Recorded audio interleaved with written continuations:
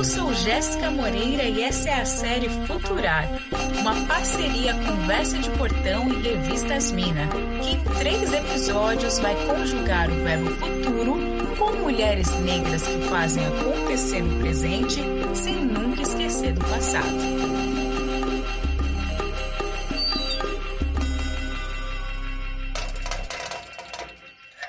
Se você viveu na década de 90, provavelmente viu aquele desenho Os Jetsons, que mostrava uma família do futuro e uma animação com uma realidade super tecnológica. E nela, quem cuidava das tarefas domésticas era uma robô. Isso mesmo, uma robô no feminino. Curioso, né? Pensar que até no imaginário de um futuro tecnológico, quem é responsável pelas tarefas de cuidado é uma figura feminina. Mas voltando para a realidade, como é que você imagina que vai ser o futuro das tarefas de cuidado? Será que vai ser tudo automatizado? Depois de refletirmos sobre como será o futuro do meio ambiente no primeiro episódio dessa série, agora vamos caminhar por Pernambuco e São Paulo para entender como o trabalho de cuidado das mulheres negras move toda a sociedade, no passado, no presente e no futuro. Vamos lá?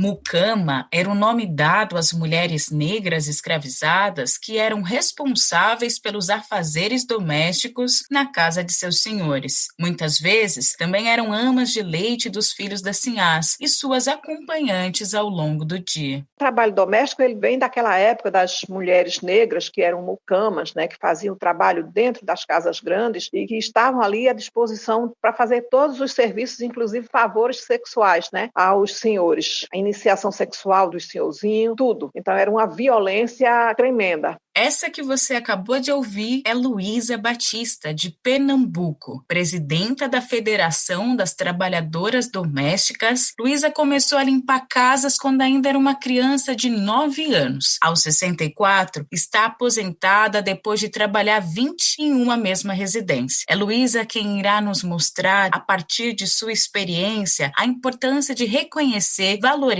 e remunerar o trabalho diário e infindável realizado dentro de casa. Não sei se você sabe, mas segundo o IBGE, as mulheres gastam em média mais de 61 horas por semana em trabalhos não remunerados no Brasil. A sociedade entende que é um trabalho que tem que ser feito por mulheres. Se ela é só a dona de casa, o que é que a gente escuta? Ah, fulana não trabalha não. Se ela não tem um trabalho, se ela não tem uma pessoa para ajudar ela nas tarefas domésticas, ela é que faz tudo, o que a gente costuma ouvir das pessoas é: ah, fulano não trabalha. É um trabalho não valorizado, apesar da importância que ele tem, né, na organização social. Cozinhar, lavar, passar, amamentar, essas atividades, entre várias outras, são invisíveis para a sociedade, mas são elas que garantem o crescimento da economia de qualquer país do mundo. Afinal, qualquer pessoa que produz riquezas teve alguém que garantiu seus cuidados da infância até a fase adulta. Esse trabalho não visto equivale a pelo menos 11% do PIB, Produto Interno Bruto, que é a soma de todas as riquezas do país. O cuidado exercido principalmente por mulheres gera mais riqueza ao país do que a indústria de transformação e a agropecuária, como mostra a ONG Think Olga no levantamento realizado em 2020. Ou seja, o mundo e toda a economia tradicional não se sustentariam sem o trabalho cotidiano dessas mulheres. Mesmo assim, essas atividades são desvalorizadas e não remuneradas, o que no Brasil se conecta profundamente ao resquício da escravidão que Luísa nos falava e ao machismo enraizado em nossa sociedade. Essa economia do cuidado, ela tem muito a ver com o machismo, né? Com o que a sociedade que vem se perpetuando ao longo de séculos, de décadas, onde o papel da mulher é sempre aquele: manter a casa limpa, organizada, os filhos tomados banho, os filhos na escola, os filhos com o dever feito e, principalmente, gerenciar, administrar tudo que é colocado dentro de casa, principalmente se ela não tem uma atividade remunerada, se o trabalho dela é só o trabalho na residência, né? Porque não podemos dizer que uma dona de casa não trabalha. Isso é monstruoso dizer que uma dona de casa não trabalha. A dona de casa trabalha e trabalha muito, porque tarefa doméstica não tem fim.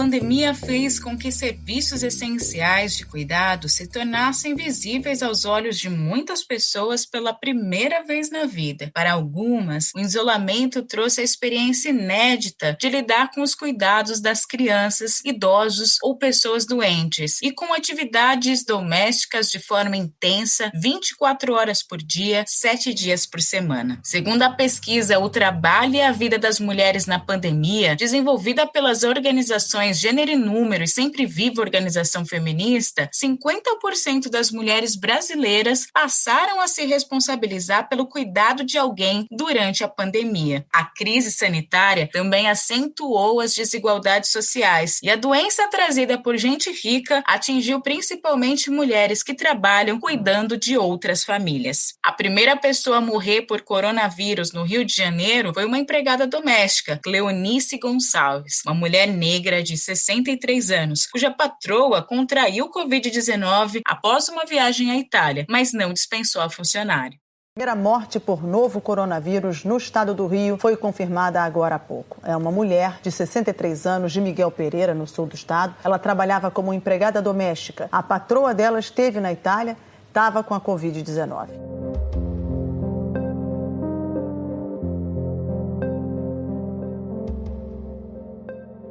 O Brasil é o país com o maior número de trabalhadoras domésticas do mundo. No início de 2020, existiam aproximadamente 6 milhões de pessoas na categoria. Por conta da pandemia, quase 2 milhões de domésticas perderam seus postos de serviço. Elas estão entre as categorias profissionais mais afetadas e impactadas pela crise sanitária, que acentuou as desigualdades e as más condições de trabalho no país. Em alguns estados, como Pernambuco e Pará, o serviço doméstico foi classificado como atividade essencial, expondo inúmeras mulheres negras à doença. Em junho de 2020, enquanto a empregada doméstica Mirtes Renata levava os cachorros de sua patroa Sari Gaspar Corte Real para passear no condomínio de luxo em Recife, seu filho Miguel sentiu sua falta e começou a chamar pela mãe. As câmeras de segurança mostram o momento em que no 5º andar, Sari abandona o garoto no elevador e aperta o último piso, no 9º, mesmo sabendo que a mãe estava no térreo. Sem nenhuma pessoa adulta por perto,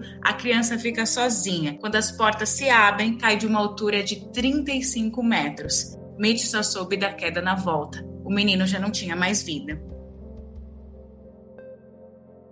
Você acha que com essa cultura, sinceramente falando, você acha que com essa cultura escravocrata, essa cultura da servidão, daqui a 100 anos, o trabalho doméstico está erradicado? Com certeza não. Ele está precarizado, né? Segura essa pergunta de Luísa, que já nós voltamos com alguns caminhos. Agora, nós vamos para São Paulo, no portão de Edith Neves, uma mulher negra de 38 anos, que é doula, pedagoga, para falar sobre a economia do cuidado na área da educação.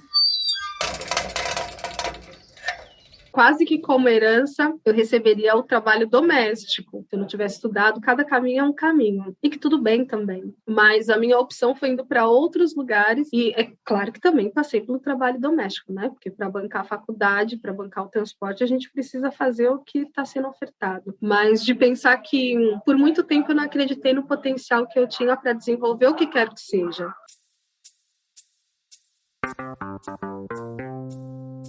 Mesmo de gerações diferentes, se tem uma coisa que une Edith e Luísa, isso com certeza são os sonhos de suas mães. Dentre os sonhos que a mãe de Luísa tinha para os filhos, o principal é que eles estudassem. Afinal, ela própria havia sido impedida pelos pais de aprender a ler e a escrever para não fazer carta para namorado. Olha só, reflexo de uma sociedade machista e patriarcal que até hoje persiste. Então, o sonho de mamãe era que os filhos estudassem. Mas, imagine uma família numerosa, trabalhando no corte de cana, na agricultura, não para si, mas para o fazendeiro. Que sonhos a gente podia ter? Que sonhos a gente ia conseguir? Se onde a gente morava não tinha nem energia, né? Não tinha luz elétrica. Então, acho que é sempre um lugar de serviço que a gente, como mulher periférica, tem a primeira perspectiva de trabalho, infelizmente. Não que ele é melhor ou pior, mas a situação onde é posta esse tipo de trabalho não é uma das melhores para a gente, né? Por isso que parece que a gente começa de um lugar que não é onde a gente gostaria. Mas eu acho que é um pouquinho isso, assim. E a minha mãe era uma mulher semi-analfabeta, ela sabia só escrever o nome, mas para ela era sempre importante que todos nós se formassem. Então, como ela nem chegou à escola, então todos os filhos, o colegial fizeram, só um que não. E aí a faculdade para ela foi esse extra. Mas ela sempre brincava com a gente de puxar a tabuada, de ir em todas as reuniões, de perguntar. Ela falava, eu não entendo o que está escrito aqui, mas me fala o que ela está fazendo, como está fazendo. Então, ela trazia a perspectiva dela de estudo de vida para auxiliar, não lendo livros e não ensinando as letras, mas ensinando a vida, né? Que foi como a gente aprendeu também. Edith foi a primeira da família a se graduar. Pedagoga, doula e consultora familiar, em seu trabalho ela reflete sobre o cuidado desenvolvido pelas mulheres negras e as várias tecnologias ancestrais que foram passadas de geração a geração, mas que muitas vezes não foram olhadas como tais. Então, eu prestei História, Geografia, Pedagogia e Letras e passei em Pedagogia. Eu falei, é isso aqui que eu vou fazer. Quando eu comecei, eu não sabia muito bem o que era, mas depois que eu entendi, eu não tinha dúvidas de que eu estava no lugar certo, assim, de que eu precisava fazer. O processo educativo, assim, esse lugar do acolher, historicamente, ele está sempre posto para o feminino, para as mulheres negras mais ainda, né? Se a gente for lá no início do contexto histórico, a gente vai ver as amas de leite, a gente vai ver as mulheres que educavam, que acolhiam e que não eram valorizadas. Ainda hoje não são. Para Edith, a gente precisa entender que não só as pedagogas, mas a totalidade do núcleo escolar é feito de mulheres educadoras, em sua maioria negras. É olhar para toda mulher que desenvolve um trabalho de cuidado com o outro, com a potência que isso carrega e reverbera na sociedade. Porque quando a gente vê aquela mulher que cozinha, que a gente chama de merendeira, ela é uma educadora em potencial, mas ela precisa acreditar no seu papel para dar conta de educar aquelas crianças, porque ela educa pelo que ela prepara. E o preparar já tem ali um monte de ensinamento e aprendizado. Depende do olhar atento que está para o novo, né, do que vai aprender ou não. Então, a instituição escolar, ela tem os mais diversos educadores em potencial. O afrofuturismo busca no passado e na ancestralidade as respostas para perguntas que podem construir um outro tipo de presente de futuro. Isso requer pensar não só no que temos de realidade hoje, mas no passado pré-colonial, no reconhecimento de saberes e soluções que as populações negras trazem de muito antes do crime da escravidão e que inclusive nos ajudaram a sobreviver a ele. Por isso, olhar os ensinamentos trazidos por essas mulheres e reconhecê-los como conhecimento científico e ancestral também é uma tarefa que tanto Edith quanto Luísa estão empenhadas em fazer. E eu acho que a gente precisa fortalecer um lugar de autoestima e autocuidado da mulher preta, para ela voltar a acreditar nela da maneira como ela é como ser, dela dar conta de acreditar que tudo que ela traz é válido nas histórias que ela ouviu e que ela ouve sobre as pessoas que são delas, e colocar isso na prática cotidiana dela. Como sonhar um novo lugar da economia do cuidado sem romantização? Edith e Luísa não dão uma resposta única, mas acreditam que está na coletividade das mulheres negras alguns caminhos a serem percorridos. Eu sou uma mulher muito esperançosa, Jéssica. Eu gosto de sonhar. Eu acho que sonhar é sempre esse lugar de inspirar a vida, assim. Para mim, esse lugar desse futuro... Eu nem sei se eu acredito no futuro, mas eu gosto muito do presente. É o que eu posso fazer agora. Tá ruim? Tá mesmo, viu? Porque, olha, eu vou te falar, nem devia falar de governo, mas a nossa situação tá de uma maneira que tá difícil. Tá ruim, tá péssimo. Beleza. O que a gente faz com isso? E o que a gente faz com isso agora? Será que a gente consegue se conectar? Será que a gente consegue fazer de várias maneiras? Edith acredita que pensar em futuro é pensar também o fim do racismo em nossa sociedade, para que crianças como seu filho Ravi possam viver e viver seus tantos sonhos. Mas para isso, é preciso agir no aqui e no agora. Para mim, hoje, falando do futuro, eu não tenho como não falar do meu filho. Então, o Ravi tem 8 anos. Ele começou uma pesquisa na escola que é sobre culinária. E aí ele já tem a rede dele, assim, que ele é bem articulado, de certa forma, ainda bem. E aí ele começou a ligar para algumas pessoas, para perguntar receita, para dar conta de responder a pesquisa. E todas as pessoas que ele ligou, acolheu, recebeu, informou, ajudou ele a escrever. Então é pensar o quanto, no meio disso tudo, para eu educar o meu filho, eu preciso do meu quilombo todo. Porque se o meu quilombo não estiver conectado, meu filho não vai crescer sozinho. Então, já tem um tempo que eu tenho pensado que, para mim, é válido o que é prático e o que agora. Porque outro dia a Ana Paula Chongani disse uma frase que eu gosto muito, ela tem urgência para todas as coisas, né? Em relação ao racismo, em relação ao crescimento da filha dela. Não dá mais para a gente ficar vivendo da mesma forma como era antes, sofrendo racismo, violência, da maneira como os nossos filhos podem ser tratados, e a gente ficar esperando essa violência acontecer para depois, não, é agora. Um dos sonhos individuais de Luísa era o de ver os filhos estudando e tendo uma profissão, o que já se tornou realidade. Mas ela ainda tem outros sonhos que se somam a outras, muitas mulheres, que são ou que foram empregadas domésticas assim como ela. Falando de uma forma coletiva, o meu sonho para o futuro é a gente ver os direitos trabalhistas ser resgatados, as trabalhadoras domésticas ser respeitadas e ser valorizadas, que é a categoria que eu represento, ter políticas públicas que possam garantir dignidade, né? E que esse racismo estruturante dentro mesmo do próprio governo, ele seja combatido. Então, é muitos sonhos, mas sonhar não custa nada. E sonho que a gente sonha só é só um sonho. E o sonho que a gente sonha com outras milhares e milhões de pessoas nesse país, eu acredito que é um sonho que um dia ele pode se tornar realidade.